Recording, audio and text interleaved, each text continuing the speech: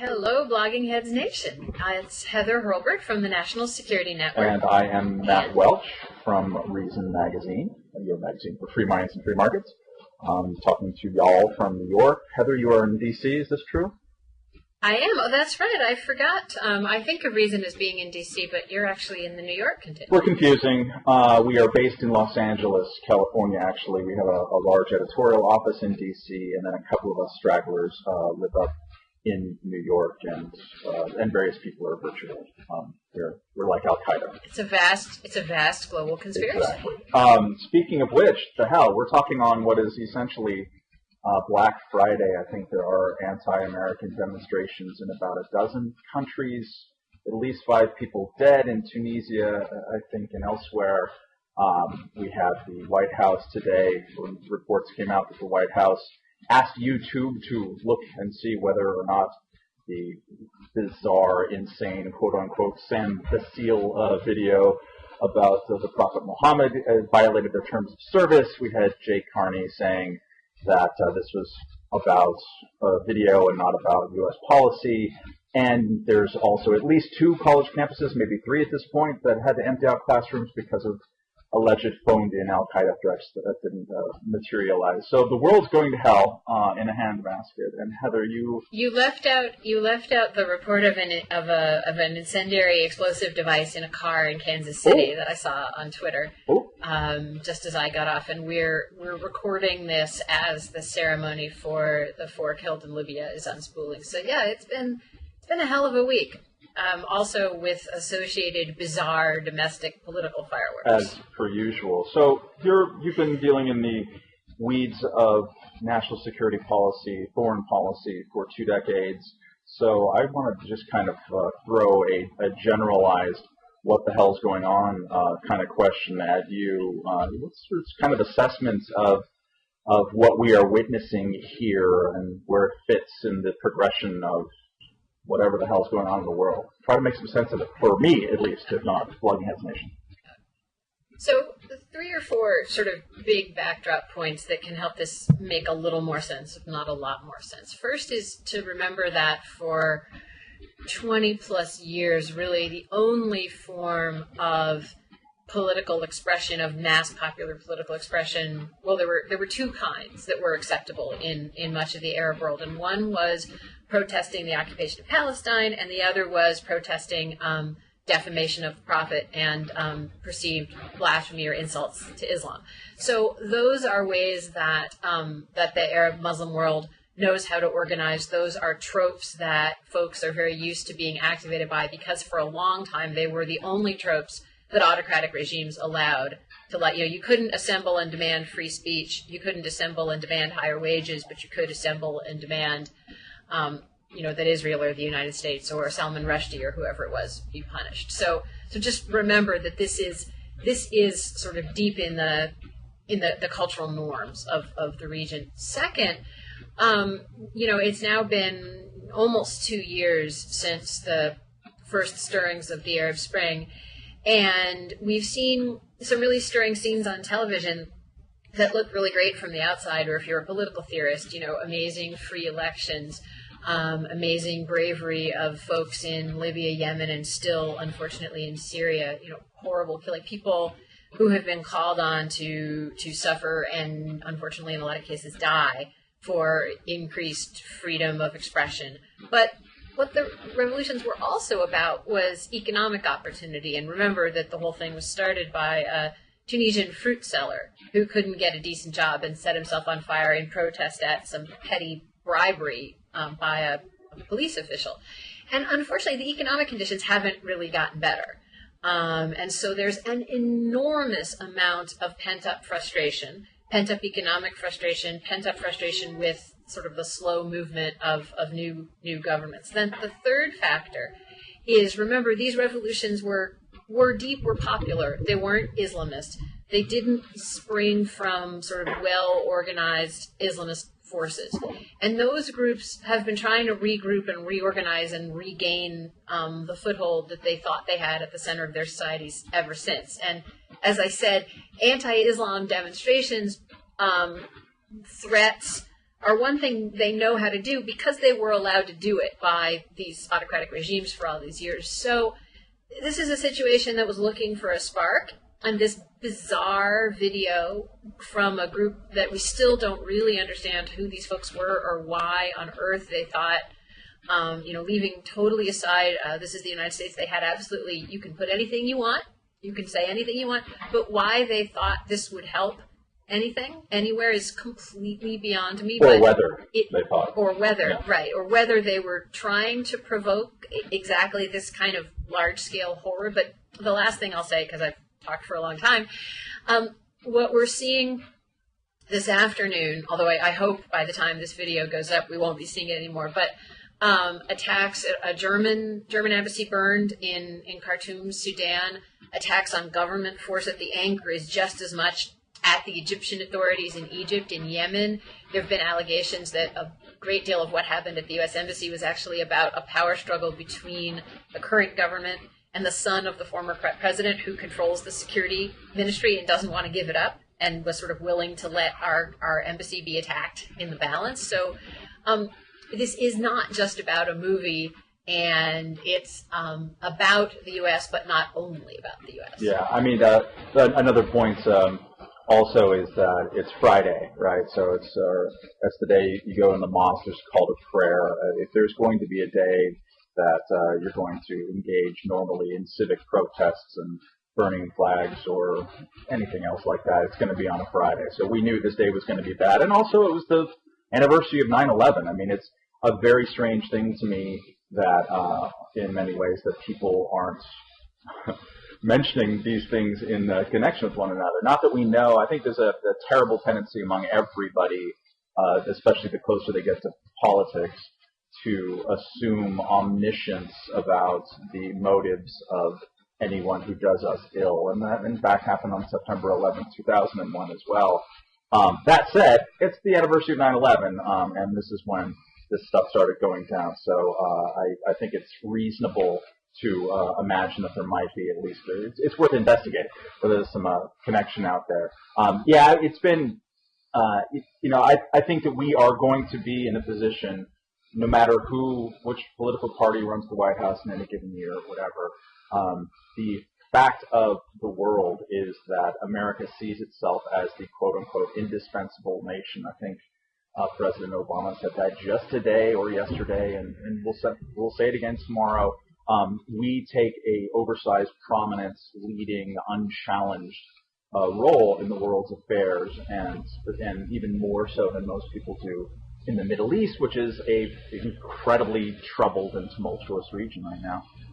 And when you do that, and when these regions and these countries go through various moments of tumult, the target is on our back, and it's going to be. And that is a dynamic that I can't see how it will ever truly lessen. You might get fewer of these kinds of attacks. The trend lines over 20 or 30 years might get better. They might get worse. I'm not sure. But I think it is, what's the word, naive at best to assume that somehow the right kind of enlightened mix of policies are going to fix this. Mitt Romney, who has not covered himself in glory this week in his critiques, although I share a couple of them a little bit, I think Republicans in general are telling themselves the fable that, if only America would have engaged in strong leadership, and which is left wonderfully vague. I think it amounts to we don't apologize for anything, and we are more aggressive towards Iran than the Obama administration's been.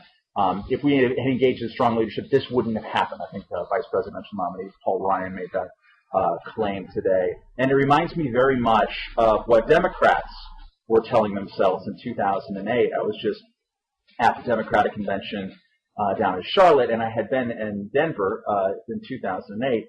And a very striking thing in 2008 was this story the Democrats told themselves. That if we elect Obama, that will, in and of itself, restore our leadership and our reputation in the world, make everything right again. This was said in every single speech, in every single kind of powwow discussion led by your old boss, Madeleine Albright, around there. It's just the magic of Democratness and kind of a kinder, gentler way of American foreign policy was going to wave a magic wand. And I think that that's naive, and we should on all sides and all parties recognize that there are factors that are so much larger than the flavor differences of foreign policy between the two parties that are going to affect things that we're experiencing this week.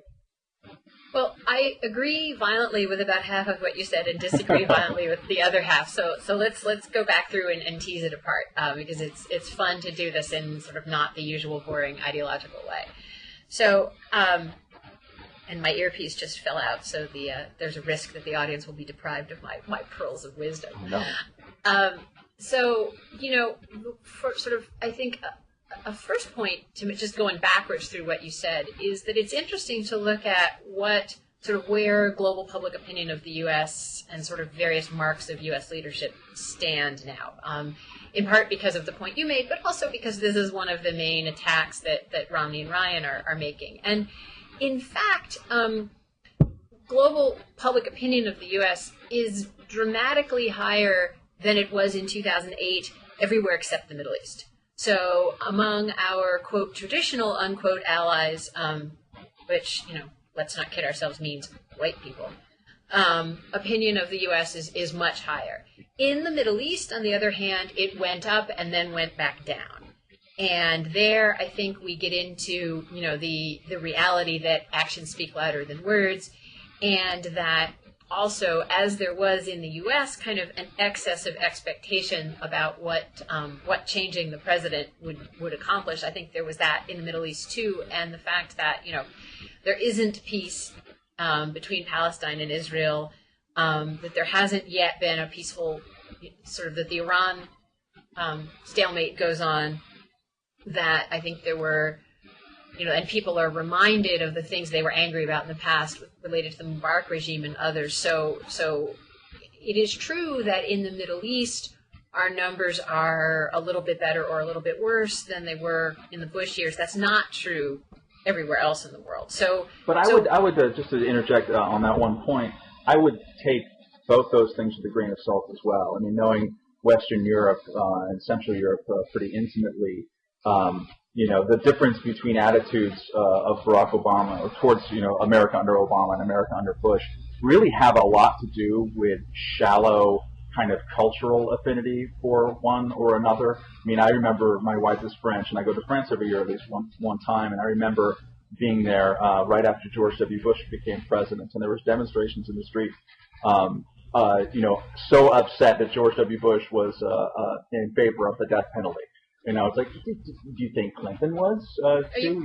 There's some level of kind of facile affinity, and if you go to people, and this as well, there's a lot of people on the kind of foreign policy establishment, specifically in Western Europe, who feel a much greater sense of distance from Barack Obama. The transatlantic relationship is not particularly strong right now. He doesn't have a touch for that in the way that most of his predecessors have.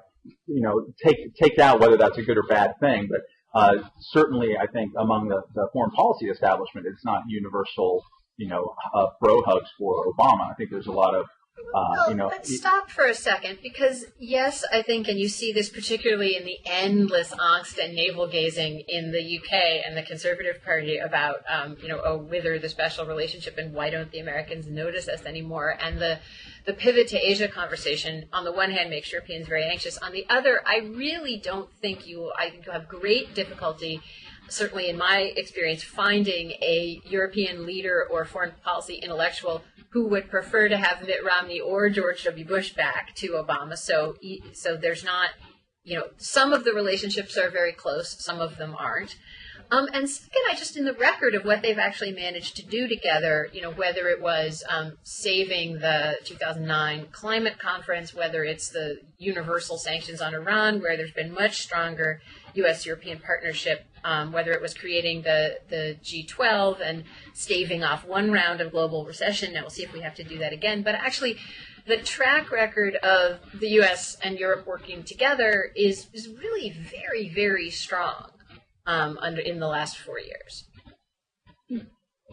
Now, it should also be said that the Europeans are in such profound crisis themselves right now. Yeah, they got other things to worry about. At a really fascinating existential level. Well, and I think getting back to the root of what we're seeing right now, which is in Libya and elsewhere, it's so unclear as to what the result of America's thumb on various scales have been. I was on a talk show yesterday and was with a very bellicose interviewer saying, they killed our people, so we need to go. We need to blow somebody up.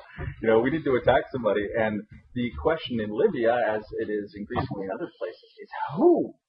At some point there is a remarkable amount of instability and kind of difficult. And you referenced it earlier in Yemen. I mean, we're in the middle of kind of arcane power struggles and things like that. And anytime the U.S. gets involved, as we did in Libya, to kind of put our thumb on the scale, I think it has repercussions that we don't always think through, certainly, in a lot of different ways.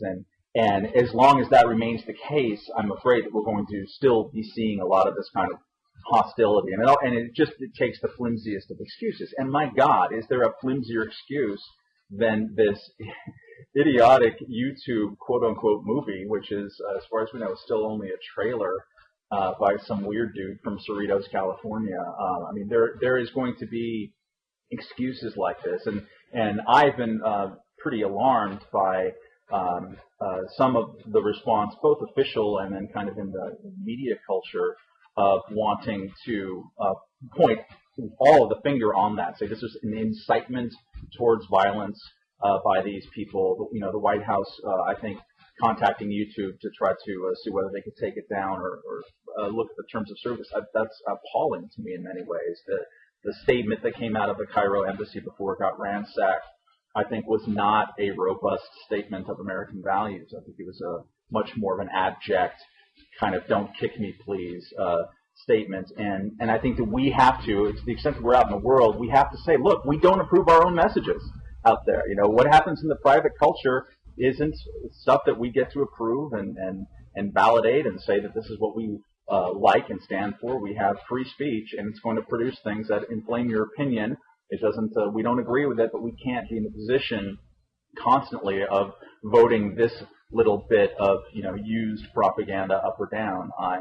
And I am worried. I think the trend lines on that, from Salman Rushdie now through the present day, are such that we are really letting a heckler's veto kind of descend on the way that we even talk about this stuff.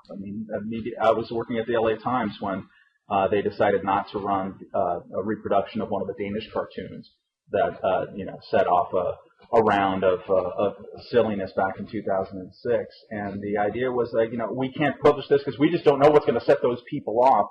I think it's a really kind of dangerous precedent that we're establishing, and we're actually encouraging people to ratchet up their own sense of offense at any perceived slight. And that's troubling because we're going to be with this particular struggle we're going to be with for another generation at least. If people want to get excited about perceived blasphemies against Islam, we are not going to fall short in producing those, and they are not going to fall short in reacting to them. So I think we have to come up with a more sensible and more American kind of response to these things. So I think there are several different things that need to be teased out from one another here. And the first is that as far as things that happen in the United States goes, there is a right to free speech that is as close to absolute as the Supreme Court has allowed it to be. And I think of myself as strong a defender of that as the next person, and as much a believer in it as a core American value and something that we need to not just defend for ourselves, but really model, and as anybody.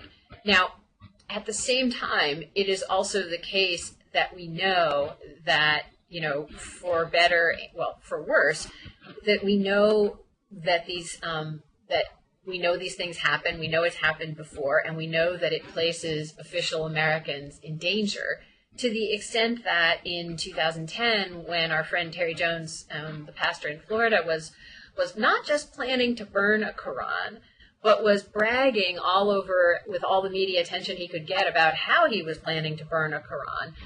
There was actually so much worry in the military about what that would do overseas that the General Petraeus called him and said, please don't do this because it will take the lives of American service people. And so that leads me to believe that although I really do consider myself a free speech absolutist, there's got to be some room for sort of free speech and good judgment. And good judgment says, how important is it really to say this or publish it, or not just publish it, but promote it at the expense of someone's life? And, the sort of common sense way I learned this as a kid was my right to swing my fist ends at your nose. And so I would have a huge problem with anybody trying to censor anything happening in the United States. I don't have as much of a problem with saying, these guys were trying to do this, as far as we could tell, only to get people riled up, which has only, not just bad consequences for Americans, but there were 4 or 5 Tunisians killed today. There have been 200 Egyptians wounded in Tahrir Square. And that is not the fault of the U.S. government or the American people in any way. That is the choice of the folks who were involved. But as a human, there is also such a thing as a human responsibility not to go out and do stuff that'll make stuff worse for other people. So I am frustrated that we can't seem to have a dialogue that says, I don't agree with what you say, but I defend to the death your right to say it, and at the same time, I'm going to work really hard to stop you from saying it in a way that's going to hurt other people who didn't ask for it.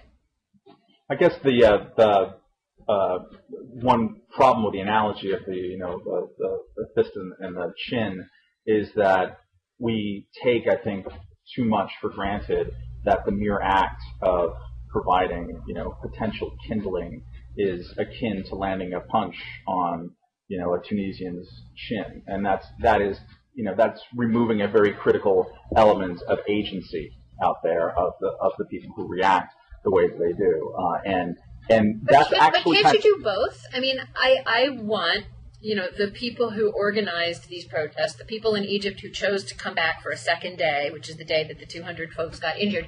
They are responsible. They are primarily responsible for the 200 people getting injured. I would completely agree with that. But that doesn't make it okay to make stupid incendiary videos.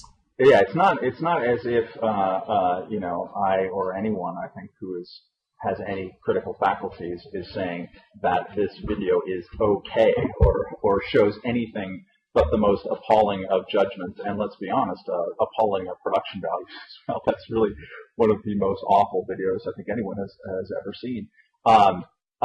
It's not that is okay at all. What I am more worried about is an embassy saying, of course we condemn all attempts to hurt religious feelings, which is more or less a direct. I was going to say, I don't think that's exactly what the tweet said, but I also there's the statement. It's worth reading actually, because I think the language is important here.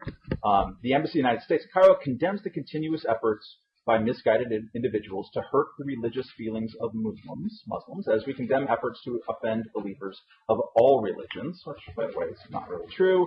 Blah, blah, blah, blah, blah. Respect for religious beliefs is a cornerstone. Well, actually, it is really true, because the U.S. government has this Commission for International Religious Freedom that spends a lot of its time complaining about the mistreatment of Christians. So you may not like it for the same reason, but it is actually true. No, it's mistreatment of people on religious grounds is a very important activity to be condemning from the State Department, but to hurt the religious feelings of anybody, to offend the religious beliefs of people, that is not the business of our governments to be commenting on. I mean, beyond saying that, hey, look, obviously in the United States of America, we have more religious freedom than your average country, certainly the countries that are protesting us, and we protect Muslims, and George W. Bush was in a mosque on September 14th or whatever it was. And, we have this tradition of official tolerance and pluralism. Those are our values, not the values of some crank from Cerritos. I think that's a different category of thing than saying we condemn efforts to hurt the religious beliefs of others.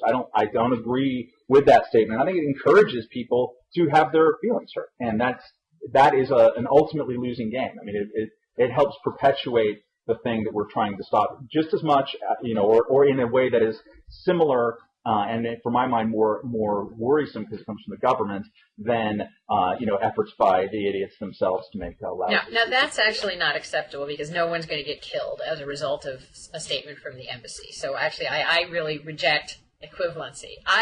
Being a former speechwriter, sitting in my nice quiet office with nobody, throwing firebombs at the windows, I could definitely do a better job of that statement and could find a way to say, I don't think this movie was appropriate. The U.S. government doesn't think this movie was appropriate. That was more artful than what the embassy did in a 140-character Twitter post as it was under fire. But that's not the same thing as doing something that will, and that not just that they knew this would be incitement, that they went out and tried to draw attention to it.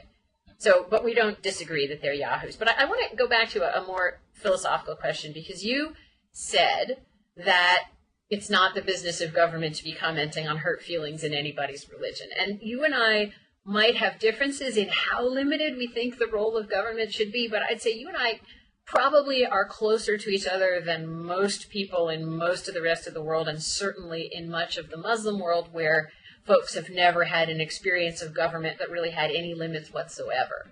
So there's a real communications challenge in trying to explain to people for whom it is the government's job. Right. And I think, that the embassy any official American has the unenviable task of trying to explain to people, just as it doesn't make any sense to us, some of the ways that government and religion are so, like that the Egyptian government picks the head of Al-Azhar Mosque, for example. That's just completely bizarre and alien and weird to us, but totally normal in that context. So, again, the embassy has to be trying to translate between these two totally different systems, and because we're Americans, has to be trying to translate between them with, little sense of, you guys have a dumb system and we have a better system. First of all, because we don't do that in a second, because even if you think that, it's not effective to say that. And that, here's the embassy trying to have that cultural communication as people are trying to storm the embassy. So whether it comes from a genuinely libertarian, pro-freedom of expression point of view, or whether it comes from a cynical effort to score political points at the expense of the president, I just, criticize the response from Washington, but, leave the poor bastards in Cairo alone. You know what? I do not disagree with you at all about the size and the ongoing difficulty of that challenge. I know a ton of people in the State Department who have been in embassies all over the world. And it is, and religious and free speech type of stuff is just the tip of the iceberg, as you well know, about talking about how our own business is done differently and is going to produce kind of outcomes and artifacts that people are going to find at the very least confusing, if not supremely irritating. That is so much of the business of public diplomacy. It makes it hard. It makes it a challenge. To which, one thing you'd say is that no one says it's going to be easy. It is really, seriously, that's part of the problem. That is something that we have to do. We're a weird country. We have to explain ourselves differently, patiently, and constantly, because we're the elephant in the room, in this case. And I have a great deal of sympathy, for those people trying to do it. I still think they did it badly in that case. And I think some, elements in Washington have done it badly. And I think Mitt Romney's done it badly. I mean, I'm not trying to score any specific points against someone from a political party, not belonging to one myself personally. But I think that we have a duty to kind of robustly explain and defend ourselves, because those values are important to us. And, it's like, and actually I wouldn't mind asking you this kind of a question in general, because it's an odd, particular, weird interest of mine. Every day the State Departments and embassies the world over, and anyone who's doing diplomacy, has to rub up against inconvenient kind of realities and discussions. And my favorite example of this is the Armenian genocide, which, every candidate, including and especially Barack Obama, will, go for the White House saying, when I get in there, I'm really going to finally, 100 years later, call a genocide on April 24th and all this kind of stuff. And inevitably, when he gets into office, he turns his back on that as quickly as possible, because it jeopardizes relationships with Turkey. And we always need to have paying close attention to our relationship with Turkey, which is fraught and interesting, and all the other besides.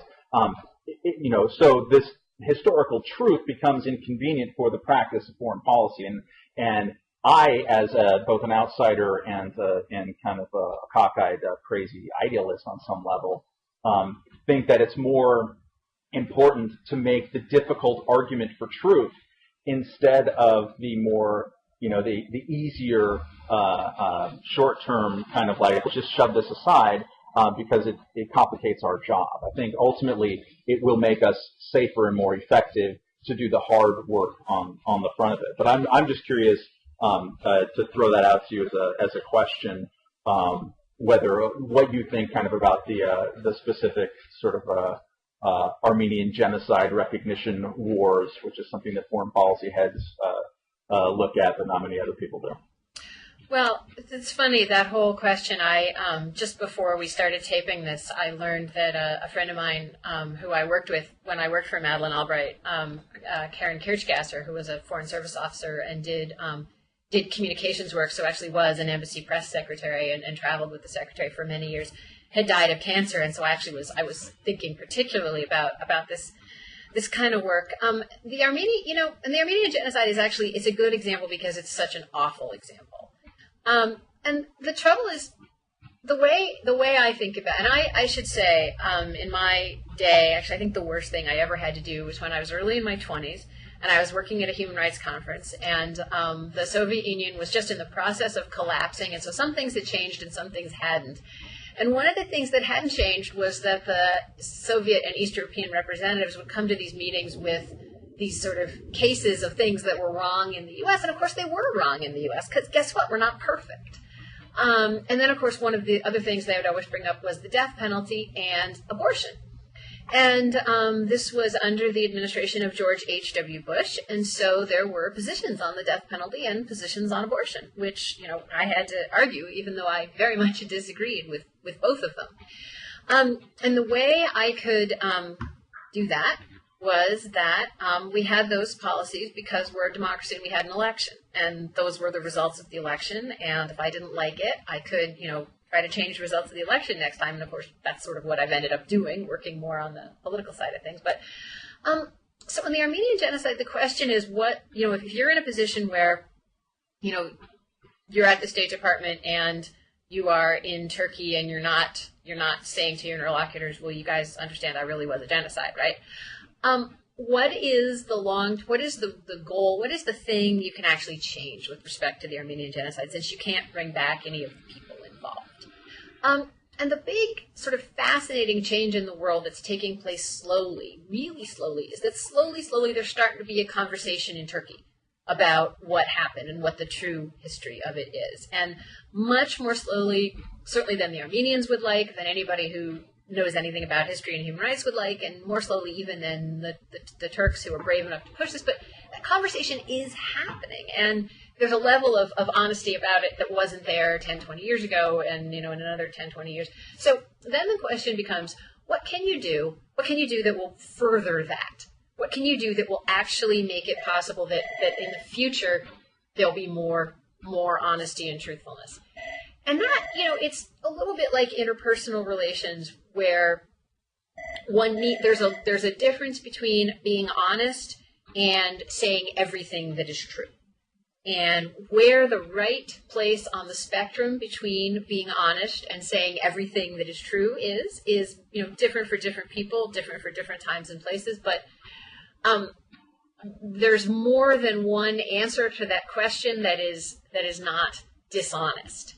And so there's a place, I believe, there's a fulcrum of what kind of honesty and what kind of frankness are going to be effective. Particularly, something else we didn't talk about, some cultures deal much better with frankness than other cultures.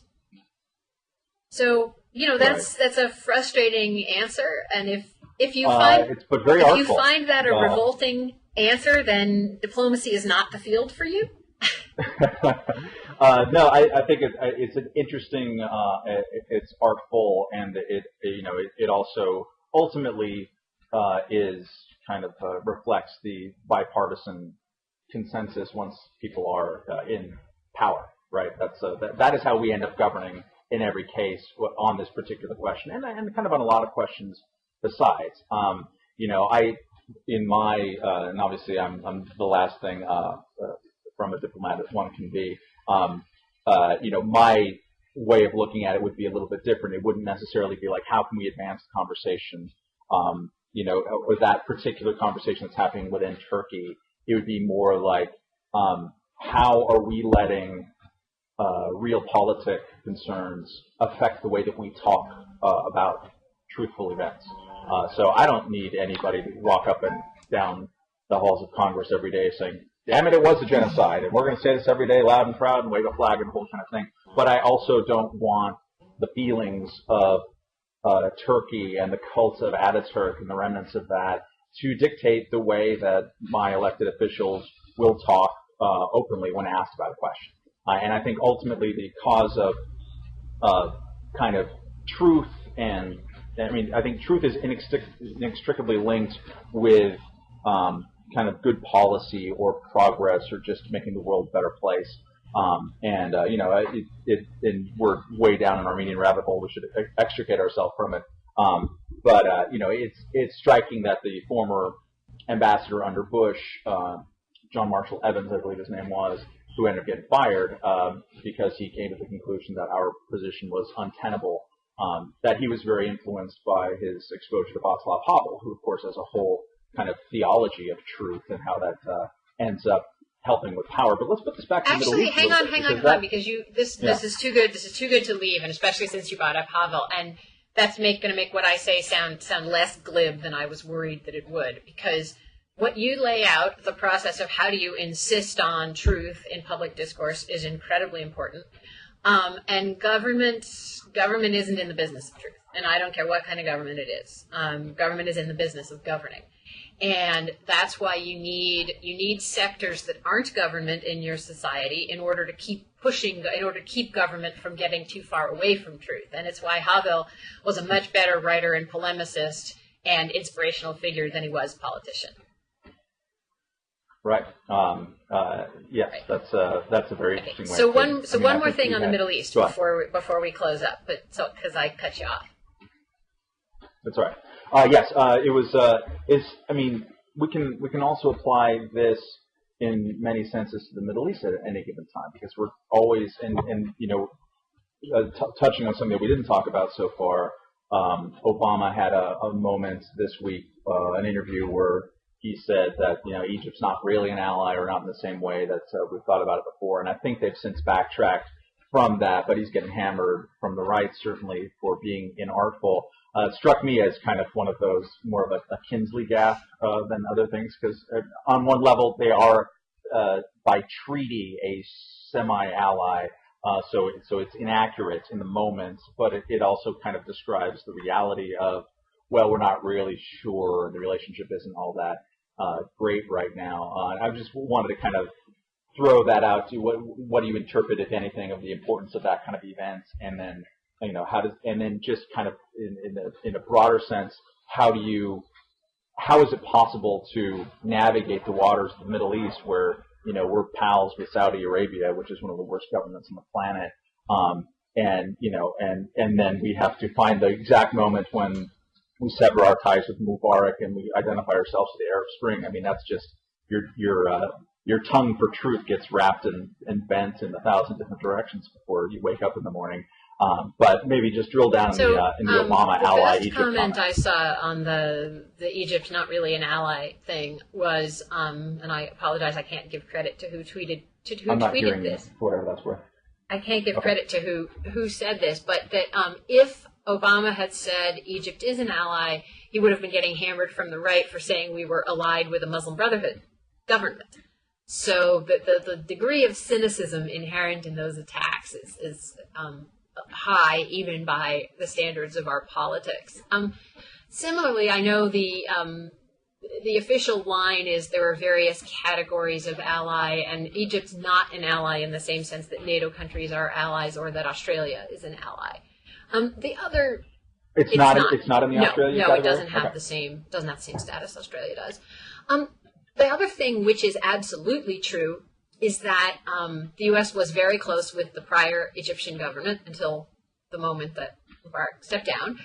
And there's now kind of a moment of truth going on for both the new Egyptian government and the U.S. of what does what does the relationship look like if it looks a little bit less like the authoritarian Egypt relationship? And both sides are really still trying to sort that through. So I think it's that uncertainty combined with the extreme frustration about how slow the Egyptian government was to condemn the protests, how slow they were, and that it was their own political party that called for more protests the next day. So, in the sense of this is not how an ally behaves, I mean, who could quarrel with that? Right. On the bigger question, and this is a funny thing coming from a former speechwriter, but first, the Middle East is a place for realpolitik, and that calls for modesty in your rhetoric. Because one of the biggest ways you get in trouble is when you go out and thump your chest and say, we're for democracy in the Middle East, except when we're not. So modesty in saying, we're not, we have interests as well as values, and sometimes we're going to pursue our interests, and sometimes our short-term interests are going to choke our long-term interests. And through all of that, we're going to try to maintain some kind of arc of looking toward the principles we hold dear, among them the principles you and I talked about at the beginning of this segment, but you're never going to get away from realpolitik, although something I should have said back at the beginning, it would sure help to be less dependent on oil. I think it would be refreshing to have to have that be the basis of more public conversation, the way that we talk politically in the United States about foreign policy. I think everyone has unrealistic notions in a variety of directions, but maybe one of the biggest ones is that we act with anything like consistency in the Middle East, or that there is a formula by which we can do that. It seems to me that Americans cannot tolerate, and I think Republicans are worse than this, and Democrats, judging by watching their convention, which was really a big rehabilitation of the George W. Bush foreign policy in many ways, with the notable exception of Rand Paul, who kind of challenged that. But there is the notion that we can act in one way, that we stand up in all cases for people who are fighting against authoritarian regimes, and it's that's not true, and then there's just this panic that you feel that something is happening in the world and we're not controlling it. We're not driving it. There are forces kind of beyond our control, and we can't necessarily do anything about it. I think most Americans kind of have difficulty wrapping their heads around that at any given time, and want to believe that it's not true in different ways, whether it's what's happening in Syria. It's a very unsatisfying answer, and it's one that I give a lot on talk radio when I go, when people want to blow everything up.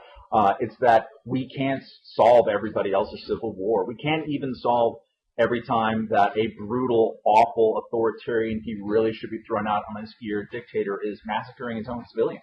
That's a really unsatisfying answer. I think it's also the truth, and it's something that we could begin to start grappling with. And if we don't, it's going to grapple with us because we're running out of the ability to afford our entire military and foreign policy apparatus. I mean, I saw somewhere, I don't know if it's true, so I'm probably spreading misinformation, but as part of the defense sequester cuts, there's a lot of cuts for security for our foreign embassies, this kind of thing. We're running out of money. We're borrowing 43 cents in the dollar, so we can't afford to have the same foreign policy, period. We can't afford to hold on to the illusion that we can uniquely sort of control and regulate the world's events. And I think having that uncomfortable conversation is sort of the first step to admitting that we have a problem here. And again, it's unsatisfying, but part of it also, it would involve having a bit more faith in human nature. Maybe not in the short term on what's happening right outside an embassy as we speak right now, which is probably, now there's 24 countries instead of 12. But more of the long term. In the long run, things tend to get better in the world, and people do go march and creep in the direction of freedom, and letting go our clinch on things might not be. Well, that's really interesting, because here we are. We're going to end with the libertarian saying we should have more faith in human nature, and the progressive saying we should be smarter. And more modest and thoughtful about what we do. It doesn't, I think, I agree with much of your critique Where we would differ is that I would keep doing more than you would, and I would be smarter and more targeted about how we do it, whether it's defense spending, which, by the way, we just spend an inordinate amount of money on things we don't need, can't use, won't use, or are paying 4 times as much for as we need to. But that that this is kind of the fascinating moment in American politics right now, that you can take this core critique and take it in a couple of different directions. And with that, I have got another call to get to, and I apologize to viewers who were hearing all my phones go off the last few minutes. But it's been great. It's been great talking to you. Is going. Likewise, and thanks to all out there for watching, and hopefully the world is still standing by the time this goes Here. online. Yep.